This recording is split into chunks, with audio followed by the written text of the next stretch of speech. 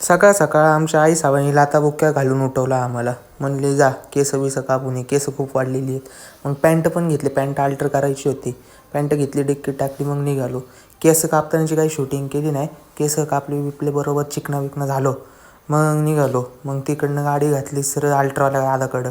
मग बघा कसा चिकना दिसतोय आज. पूर्ण फेस तर दिसत नसेल पण नॉर्मली सगळं केलं आहे. मग गेलो, पॅन्ट बिंट दाखवली. दादानी काटकूट करत करत करत कापून टाकली. पॅन्टीचा पार सत्यानाश करून आलो मी घरी. पॅन्ट घरी आलं बघितलं तर जरा छोटी झालेली आहे. मग जाऊ दे म्हणलं आता झाली तर झाली. मग पॅन्ट घेतली आणि घरी निघालो. घरी आल्यावर आंघोळ बिंघोळ सगळं केलं. आंघोळ केल्यावर मग मम्मी म्हणली जा घरी पाहुणे आले तसं जरा बाहेर जाऊन या. मग बाहेर गेलो. मग म्हणलं मम्मीची गोळी पण संपलेली, पहिल्यांदा मम्मीची गोळी घ्यावं. मग मेडिकलला दादाकडे गेलो. दादा म्हणला गोळी माझ्याकडे नाही.